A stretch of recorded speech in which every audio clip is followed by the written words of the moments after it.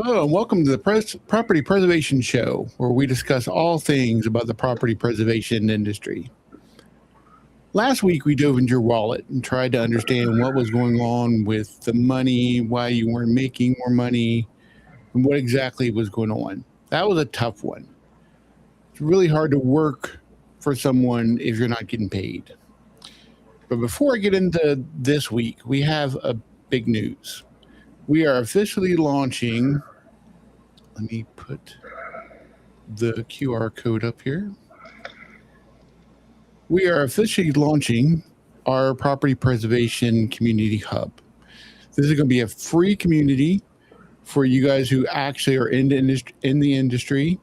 We'll have exclusive show content, all our notes, behind the scenes updates, and real conversations with you guys. We want to hear what's going on in your everyday work life, the problems you're having, the issues, whether it's job issues or problems doing certain jobs or the nationals or the regionals. We want to have a discussion with all you guys and go over all that stuff. Plus, for those who want to go a little bit deeper, we're going to open up a premier tier where we'll have weekly member-only live streams with questions and answers and direct access to us every week. So if you have problems with a certain job, don't know how to do it, we'll be there to help guide you through that. And in the future, we are planning on building a VIP member section. And in this section, we'll have how-to courses, certificates for completion of those courses, checklists, cheat sheets, tool lists, business templates, everything you need to sharpen your skills or to grow your business. And joining is pretty simple. There's a QR code on the screen. You can go there, or you can go to our website, propertypresinsiders.com. And right in the middle of the screen is a join our community. Jump in the day. The community is live right now. And we're building something the industry has never seen before. So after that, this week, we're going to finish up all the grass cutting, go over all the different types of mowers, including our old friend, the AI robot mower. Plus, we'll help you protect yourself out in the field because it was really hot this week. Now, let me hand it over to some industry pros. Brian and Mary, take it away. Good morning, everyone. Good morning. Hope everyone had a wonderful 4th of July, happy and safe one last night. Enjoyed the fireworks and some rain. At least we had some in our area. Good morning. I'm Mary with Steel Preservation. I hope you guys had a wonderful holiday weekend, and I hope you're staying cool out there. It is a hot one for July for sure. It is one of those for the records. But we did get some rain, at least here in our area in the Northeast, just so hopefully it cools down a little bit.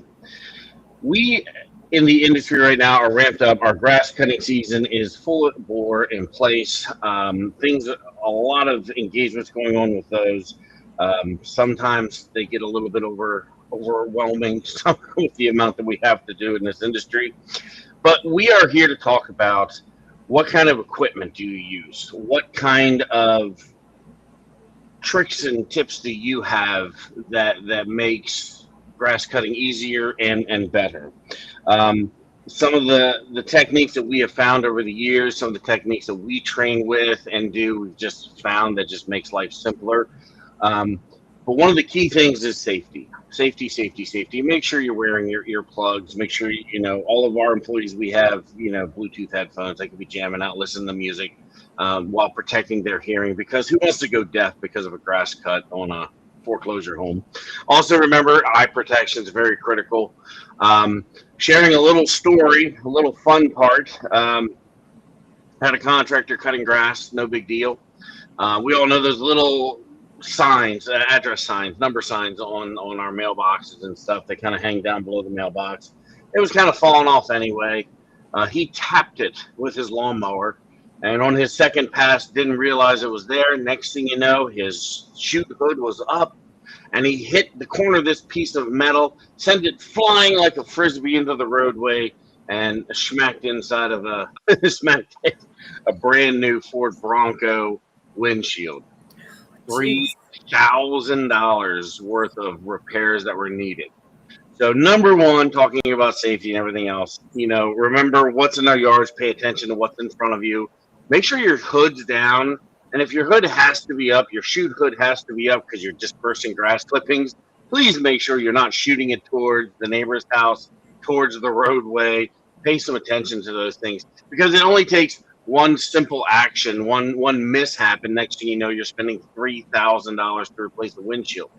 And then going on into that, make sure you have good coverage. Make sure your insurance is up to date. As a professional, as a business owner, you get into certain things, certain accidents that might happen that can literally destroy your month of profits, destroy your weeks of profits. So always pay attention to that. Make sure you're being safe. Make sure you're operating safe. Because again, it only takes a second of not paying attention and bad things can happen. But getting into, let's talk about grass cuts. So with grass cuts, our business, again, revolves around photographs, pictures, and more pictures. And as I always tell people, I would rather suffer through looking through 1,000 photographs than you give me 999 and that one I need is not there. And the client won't pay without that picture being there. And we've discussed these items over the years. Over the different episodes over the years I've been in business on how these things operate. So the key thing is pictures, and pictures. We have a standard grass cutting system that we utilize. Basically, there are 16 before photographs. So at every corner of your property, you take 2 photographs showing where you were, where you're going, and the front of the house, and again, each corner showing a inward, and then where we're going, the side of the house, etc., all the way through the property. Then we have at least 4 grass cut measurement heights. Make sure your grass cut measurements are always above 3 inches. Regardless whether the grass is or not, make sure your measurements are always above 3 inches. Because we didn't drive there for nothing. But again, that's kind of industry standard. If your grass isn't above 3 inches, they're not going to pay you to cut it. So once you get 3 or 4 of them, make sure you take kind of different areas. This just gives verification instead of just one photograph. One photograph is never enough. Then normally what we do is we do 2 to 3 action shots on the lawnmower. Some people jump off the lawnmower, take a picture of the lawnmower like in front of the house and in back of the house. We just normally take pictures of us on the lawnmowers with the steering wheel. Again, there's a perfect example of some of the grass cut photographs showing befores, and then again some action shots, and then showing after tape measurements. You want to be able to read those measurements. You want to be able to see what we're doing, and you can very clearly see in the corner picture there, he is operating that zero turn. He is in motion with that zero turn. And again, remember when you take your after photographs, they're in the same position, the same coordination, the same way as the befores, because again, they need to have some kind of referencing point. One thing also I always love is I always try to make sure that we get our lines, as I call them, especially when I'm doing like during shots. You can see, high grass on this side and everything's nice and level on that side. It just shows that point of action. And again, AI is picking these programs up, and some companies don't even look at them directly. Not gonna lie, they just kind of look for the very basics of it, and as long as the afters look okay, they don't really care. That's how it is. But one thing though is, once you do your afters, you want to make sure that you are taking the same positions, the same points, so that way they have a cross reference to judge off of in comparison to say, yep, this was accomplished, this was taken care of. And always remember, weed whacker shots, leaf blowing shots, these are all very critical because, again, you do not want to go back to a property for a photograph. With the geotagging, the time date stamps that are in all of our cameras, that is in all of our phones, it makes it complicated to replicate photographs outside of that area. So you have to drive back. You have to deal with the situation. So make sure while you were there for that little grass cut that pays very little amount of money, that whatever profit is there that we keep. We keep by doing the job properly, by doing the right photographs, taking the proper measurements. So that way we get paid and we move on. The other big thing, and we talked about this last week, when you are at a grass cut, when you are at any of these properties, make sure you are looking for work. Okay. You may not get instant approval at that moment, of course, no big deal, but maybe on the grass cut, you can pick up an extra $50 worth of shrub trimming, $100 tree trimming, a hose cap, a wasp nest, a padlock and hasp. Check your property out. Is the lockbox still there? Is the paperwork still there? These are key critical things that we need to do with every with every property that we go to maximize our profitability, and also to do our job and to save us from chargebacks or anything else that might be coming down the road that could affect us. So key critical things there.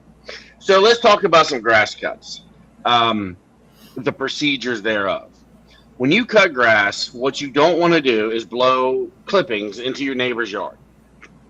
You do not want to blow clippings into the roadway.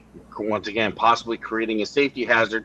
And also, it's illegal in most states to do that. So please pay attention. We always basically, when we do a grass cut, and this procedure, by the way, this technique works on your tall grass, on your difficult grass. So instead of having to rake an acre yard or to get tooling out to rake a yard and then have to dispose of clippings, we remulch our clippings back in.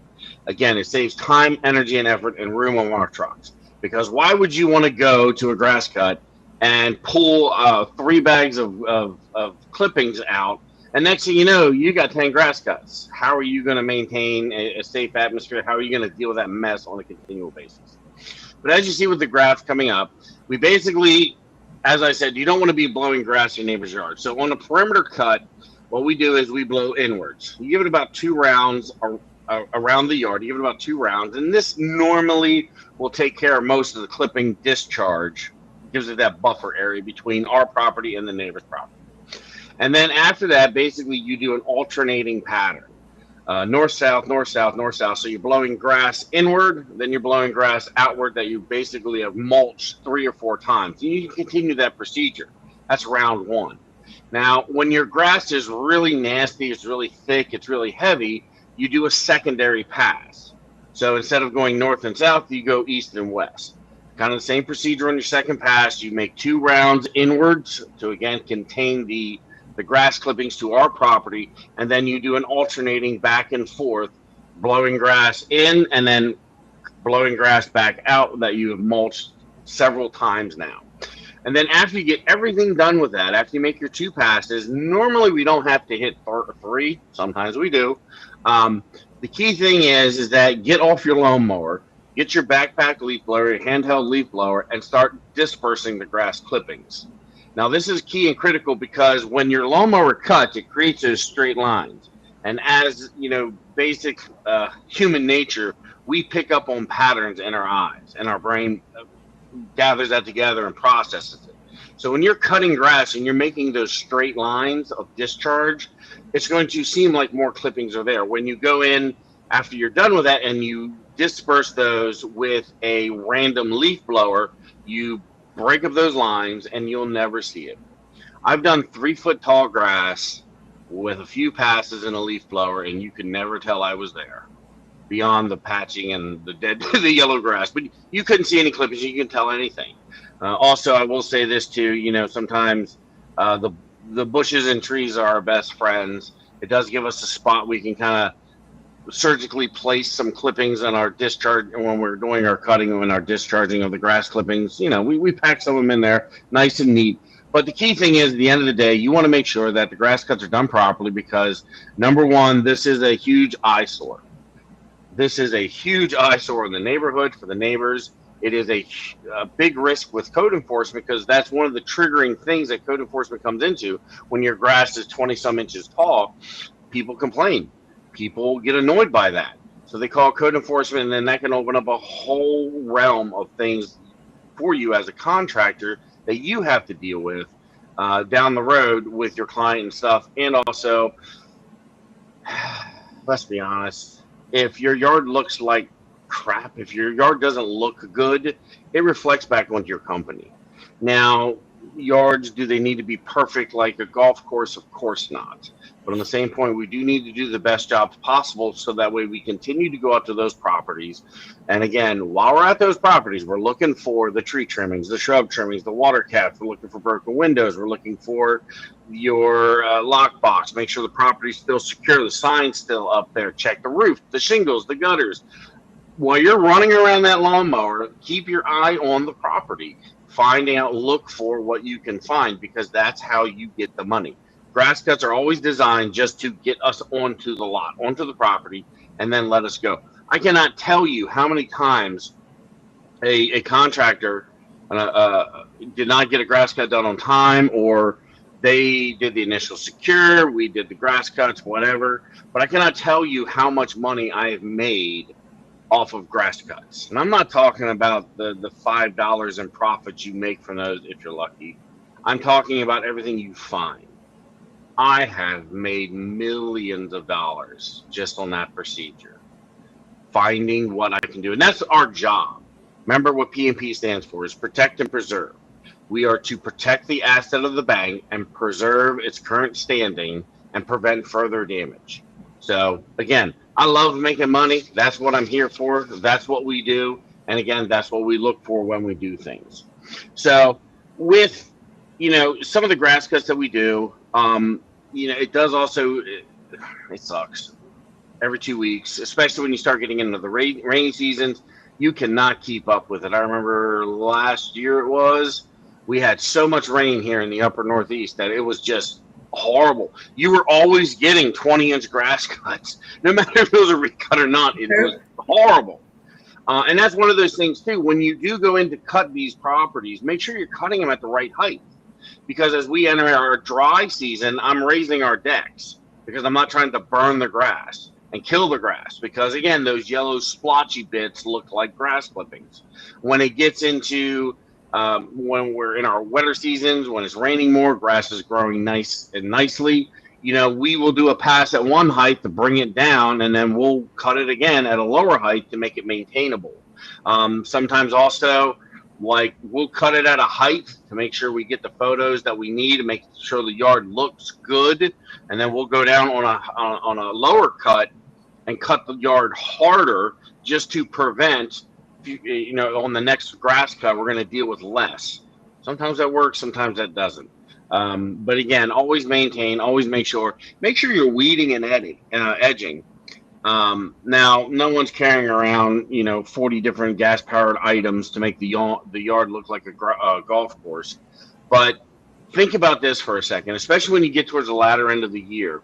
All of that grass that grew onto the sidewalk or grew into the driveway, that seam in the concrete filled with grass now, how are you going to handle that if it snows and you're running your snowblower over that area?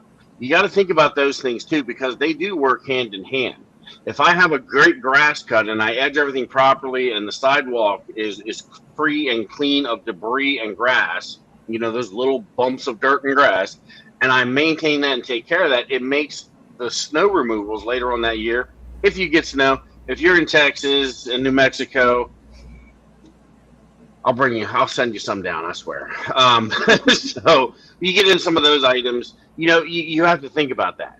The pile of leaves that are in the corner of the driveway, hit it with your lawnmower, mulch that stuff down, blow that stuff out of your area, let Mother Nature take it from there. But the point is, you're not going to have, because again, leaves turn to dirt, grass, it all turns into dirt.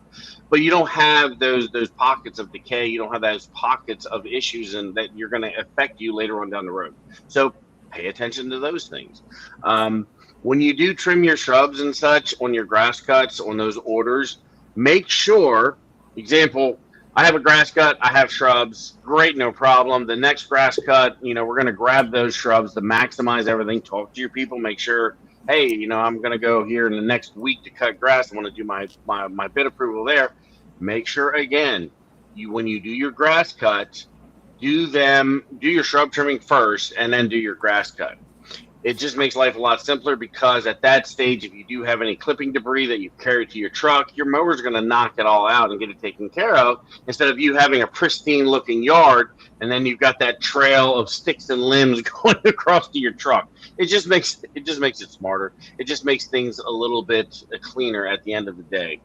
But let's talk about some mowers. We all have kind of our different types that we want to talk about. What kind of mower do you use? So we're going to jump into that segment here very quickly, give you some time to think about. We'll talk about some of the equipment that we have and some of the things that we use. We're going to dive into that here in just a second. But as you're out cutting grass and it's 115 degrees out, what do you do there?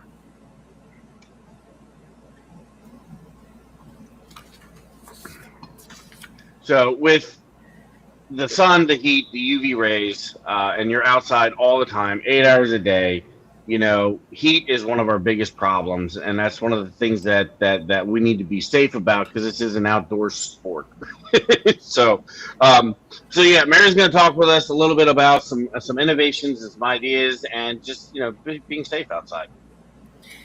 So yes, there is, with the heat that we've been having and how hot it gets most summers, hydration and cooling when you are outside in the sun 8, 10, 12 hours a day, it is very important to keep yourself safe. Heat stroke is a very real thing and it's horrible. So we use a couple different things with our companies. They have cooling rags and they have many different types and many different varieties. This is one that one of our contractors use, but it's a hood. It goes up over your head, and then it has little flaps that go down over your shoulders. So you dip this in water because you lose a lot of your heat out of your head. So cooling down your head helps cool down your body. So you dip this in water and you put it up over your head. It also keeps the sun off your head, off your neck, keeps you from getting burnt. And it has a little magnet that goes under your chin. So if it is a little windy or, you're bending over, edging, doing different things, it won't fall off. It stays cool for quite some time. So this is a very, very handy tool and it doesn't take up a lot of room. Something else that the contractors use is they have these neck fans. These are very, very nice. It keeps that air flowing so you don't overheat. They also have, which I know, Brian, you use, they have the hats that has the flap in the back and it keeps the sun off your neck and stuff. Also make sure while you are out here, you are staying hydrated. Water is not enough. When you sweat, you lose your electrolytes. So make sure that Gatorade is good. Hydration packs, those little electrolyte packs, they have them in all grocery stores. Those are very, very, very important. Also, magnesium. Magnesium is a great supplement in the summer. So that way, when you're out, you're hot, you're running around, you're cutting all these yards, so you don't cramp up. And it keeps your muscles working the way that they need to be working. And as you're staying hydrated, make sure you are taking your breaks. Taking a break and letting your body sit and cool down the way it needs to is very important. You should be taking at least a 10-minute break every hour. Be careful getting into your truck and blaring the AC though, because cooling down too fast can also be a bad thing. So make sure that you are cooling down at a safe speed and keeping yourself as safe as possible. Because again, the biggest thing is, as an independent business owner, people rely on you, or you are doing your own thing, a one-man band making it happen. But if you go down, your company goes down. And that's the biggest thing. You need to be safe. You need to be smart. There are so many hazards in this industry. Last thing you want is, to be catching a cold or being sick during the summertime, or again having heat stroke, and next thing you know, nothing's being done because you're it, my guy. That's it. If you're the one man guy running around taking care of business, what happens when you go down? There's no supplemental income coming in. There's no money coming in. So please, always make sure to be safe. Always make sure that you are smart when you're out there. And again, Mary talked about the hydration packs. I love those little things. I don't like buying a sports drink. I don't like buying any kind of sugary drink, number one, just because it's sitting out in the hot truck. I always have, we all the employees, everyone has a 1 gallon container full ice water when we go out on our trucks. That's another big thing too, ice. Splurge, go to the TikTok shop and buy yourself the V4 ice maker. They're wonderful. Trust me, they're so nice. And you'd be surprised how much ice you burn through. But again, staying hydrated, staying cool, very key things. Because again, at the end of the day, you getting burnt like all belief, or you getting massive sunburn, blisters. Next thing you know, you can't go to work. You get sun poisoning. You're uncomfortable. You're discomfort. There's just nothing going on there. It's key and critical to stay safe in it all. But let's talk about some mowers. So you've got your hood on, you got your fan on. Let's talk about getting it done, making it happen. I've met hundreds and hundreds and hundreds of people in this industry. I have, over my tenure, I have seen everything, almost everything. People have different beliefs on what is the best, and that's one thing we want to hear from you. We're going to be putting up a survey here shortly of what kind of mower do you use, what is the best. Survey information, why do you like the different type of mowers you use. We buy more of the cheaper version of mowers, and I've been always asked, why don't you go buy the X Marks, the Gravelly, why don't you go buy the really nice expensive lawn mowers? Is because you realize how many lawnmowers I got, how many lawns I got to go through with the profit margin to go pay for a $20,000 lawnmower? And second off, what happens when you, I went out and bought myself a really nice zero turn, had it last year. Everything was great. Started using it this year. It was a property that we had that somebody else cleaned all the stuff out of. Don't know if it was the city or the president or the national. But I'm just trucking right along, and lo and behold, there was something. I want to say it was like a metal dog chain or dog cable, I should say, with a toy. Had like some kind of cloth toy on it. Anyway, my zero turn smacked that thing, and there was. It wound everything up, and it caused the engine to literally seize.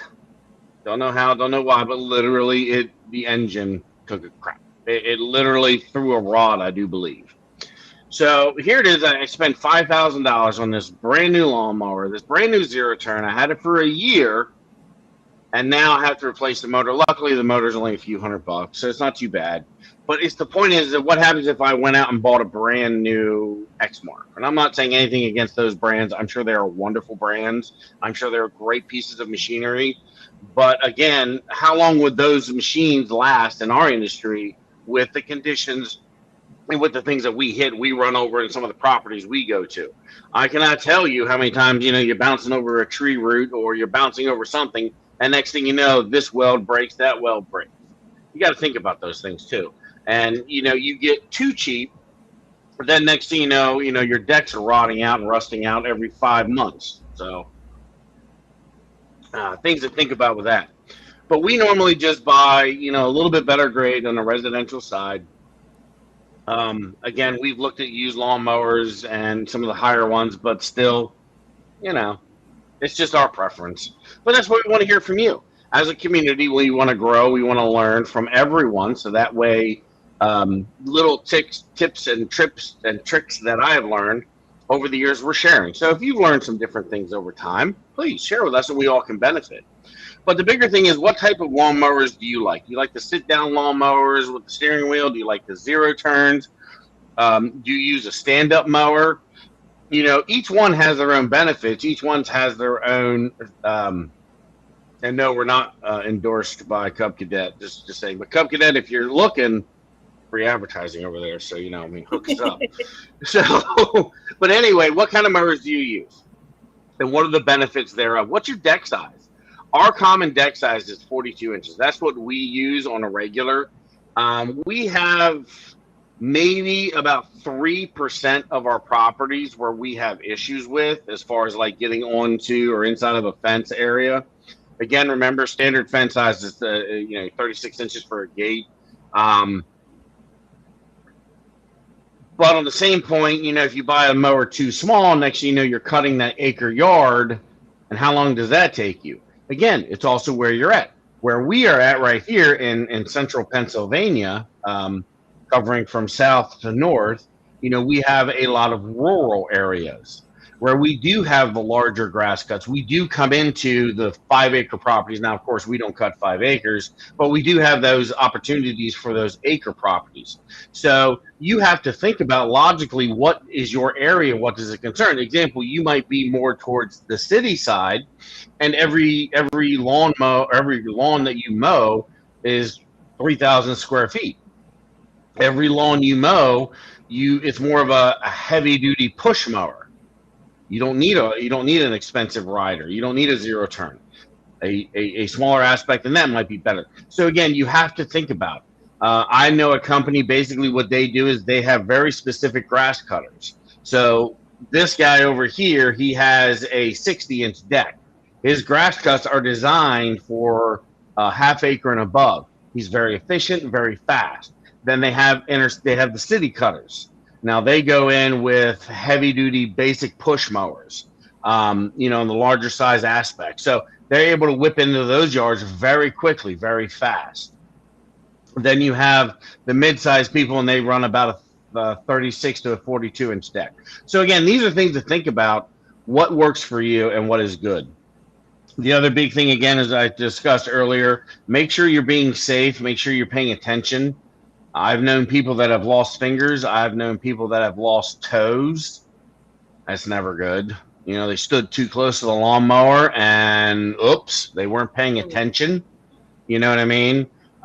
They were having a conversation, and the gentleman was on the lawnmower, had the blades engaged, and a guy came up quickly because he wanted to tell him about an obstacle in the yard, but the guy couldn't hear him. So he got in closer, and his toes went right underneath the deck, and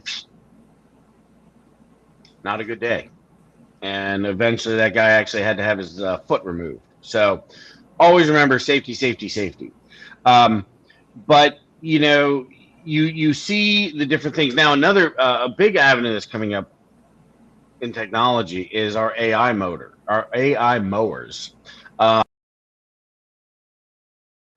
That there is a national company out there that is running test programs in certain larger cities, where they are literally having a large box truck, and they have these AI mowers, using geofencing and GPS location, and these people drop them off, hit a button.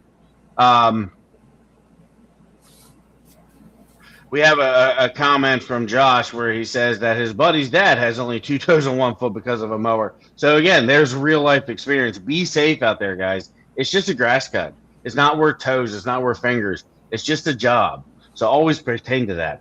But anyway, getting back into robotic mowers, this is another big thing, because as our industry is purging itself, and if you know, it is more difficult to find contractors out there to get things done. So as I was saying, this national company is coming in and literally running programs inside of inner cities where they are dropping off these robotic mowers, hitting the button, the guy's leaving for the next property. The technician is literally taking the pictures when he comes back, and everything is completed, does a little weed whacking, loads it back up, it charges in the truck, and the guy basically moves on to the next property. So they drop him off in the morning, they pick him up in the afternoon or evening, and there it is.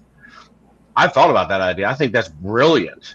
But also the cost of those robotic mowers is a little bit expensive that I don't really trust leaving out, But that also talks about our industry and how our industry is in such great need of quality contractors that know how to get it done and that want to get it done. We deal with subcontractors all the time. And let me tell you, from 10 years ago to today, what I've seen dealing with subcontractors, nobody wants to work.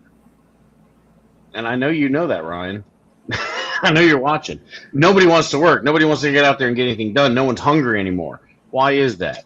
But getting back into it, like I say, Xmark is also coming out with a stand-up the stand-up model in their zero turn that actually uses LiDAR.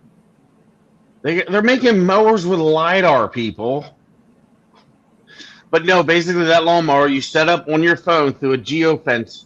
You got an image of your property and you set your geofence points through GPS. And this is a full-size lawnmower. This is not one of the itty-bitty ones that we showed you in the pictures. This is a full-size beast. And it'll go through and it uses LiDAR to check everything. You go into grocery stores, you go and you see that floor sweeper guy.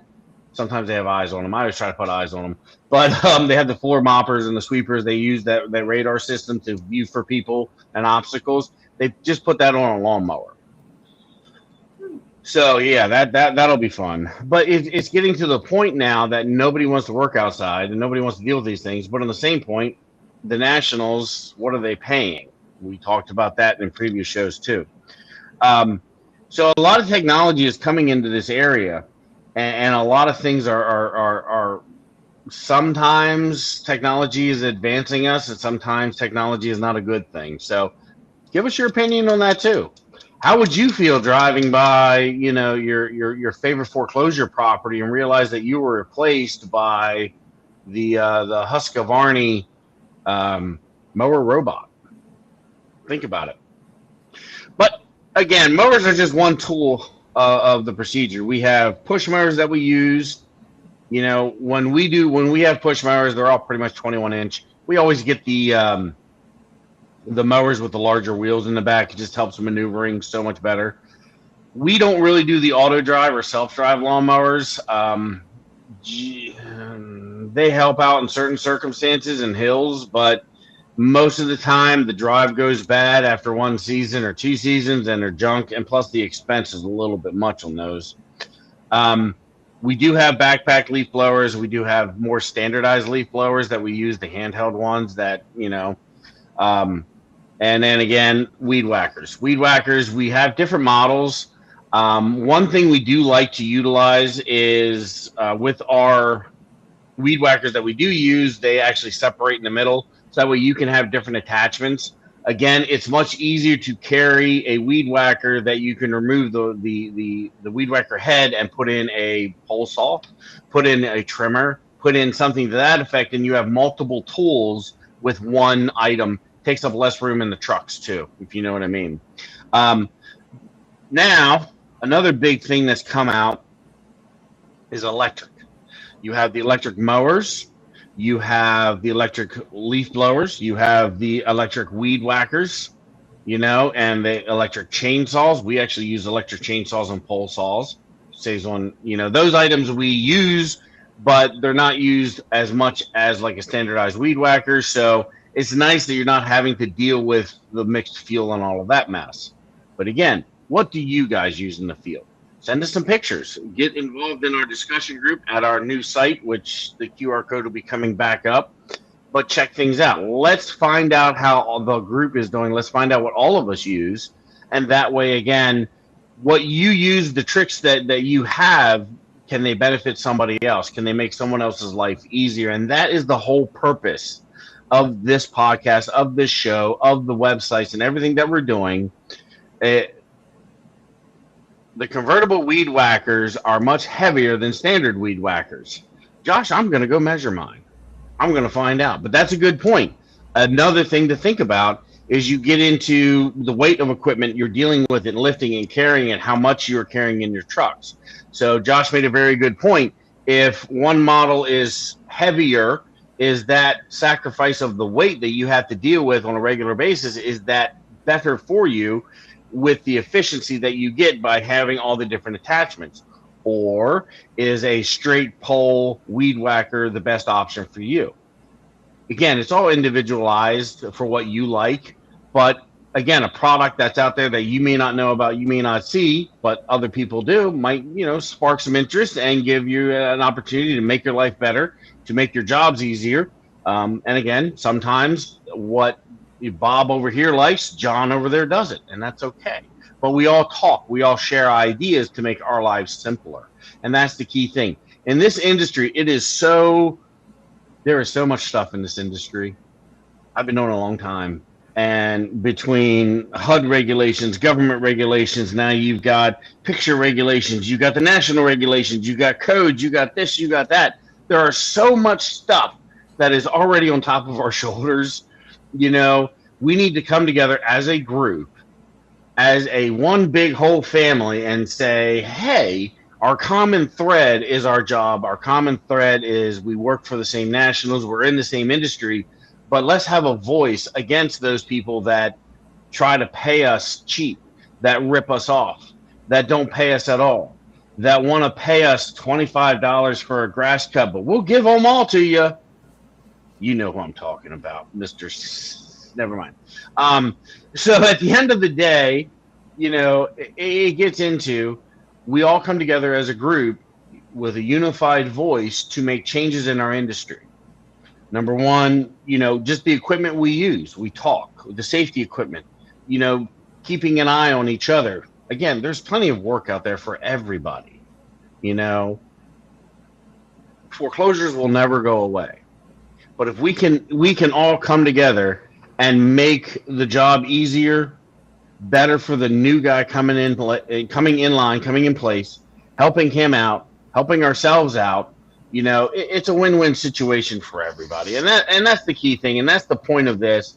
As I've been doing this industry for such a long time, there's never been a voice.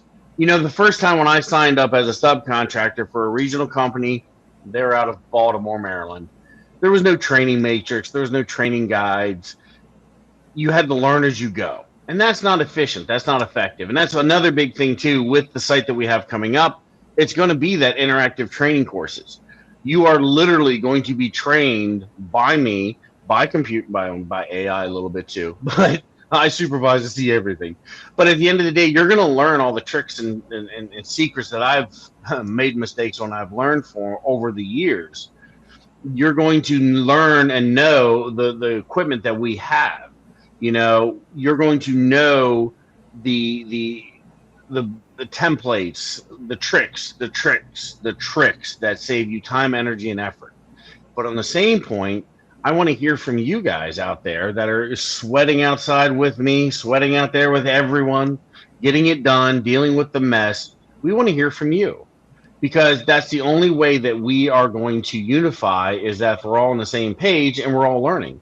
And again, you might have a much better system because you spent 3 years figuring it out. We never thought of. And that's the key thing. We make our lives better. Also, again, we're going to share a lot of the other things of where we get our stuff from. Where do you get the cheap lock boxes from? We all need that. Trust me, with the prices they pay. And what are we doing with inflation? What are we doing with some of those items? And as a unified voice, we can go and say, no, we're not doing this anymore. We want to be paid this. We need to get this regional out of our business because they don't pay our contractors, because again, they're created out of an apartment in some far gone city, and the money just gets shipped to Belize, Bangladesh, India, Germany, Switzerland, and there's a few other countries that run. We've talked about this too in previous shows.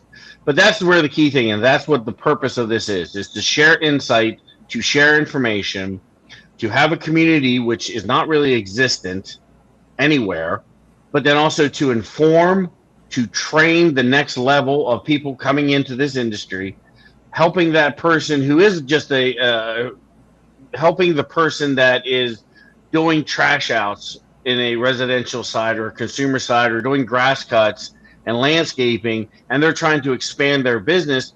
This, again, this community is an opportunity for them to grow their own business, to grasp a hold of that American dream, and to grow their profits by getting into the property preservation industry. Another key thing, because we need more people, plain and simple. The foreclosures are going to get worse, accordingly to the paperwork I'm seeing and what I'm reading and what I'm hearing. Now, again, we're nowhere near like the '08 crash, but there's going to be a great price reset, as we call it. And that is happening as we speak. Again, all you got to do is just look at Zillow, look at the homes.com, and price drop 10,000, price drop 20,000. We were looking at a house over the weekend on Zillow, and they dropped the price by $75,000 in a month. So they couldn't sell it, you know? So we're kind of life's getting back to normal again, shall we say. But that's one of the key things. Like I say, we need to have interactions. That's why we're pushing this. That's why we want to do this. And please stop by, say howdy do, check out what we got coming up, and just see where we're going with it next. I mean, that's the whole thing. And also, we're going to have some special guests coming online too very shortly. A dear friend of the show, dear friend of mine that I've had and known for almost 10 years, kind of expressed some things with him. He is a very large regional company based out of Texas. I'm talking about you. Who has contractors all over the country. Very well versed in the industry, and I cannot wait to get him under the spotlight to pick his brain a little bit. So again, we all learn and we all find his little secrets out, and it makes all of our lives better and more interesting. So again, a lot of great things coming up, a lot of great things on the horizons. So it's going to be a little bit of a slow process as we build this, but we do have a great plan in mind. So we hope to keep seeing everyone coming here and hanging out with us every Sunday morning. And we're also going to be increasing our show times. That's going to be another big thing. We are multi-streaming on all platforms. Again, go to the website, propertypresinsiders.com. You can see all of our links. You can see all the different things we have coming up. So yeah, it's going to be an interesting ride. But as we go, as we move forward, the biggest thing is at the end of the day, be safe, be smart, and let us know what you're running. I'll show you mine if you show me yours. So let's see what we got going on out there in the field. Well, I guess I'll take it over then. We're going to thank you guys for joining us. If you enjoyed the show, please subscribe and give this video a like. It really helps us out. If you have your own story, let us know in the comments or then about any industry issue, nationals, regionals, anything like that in our online community. The link's in the description, or you can go to our website at propertypresinsiders.com. And again, we'd like to thank you for joining us. Be sure to join us next week where we share everything more about the property preservation business. Thank you so much for spending time with us. If you enjoyed this conversation, don't forget to follow us and share it with your friends. Got questions? Go to our website, propertypresinsiders.com. We'd love to hear from you.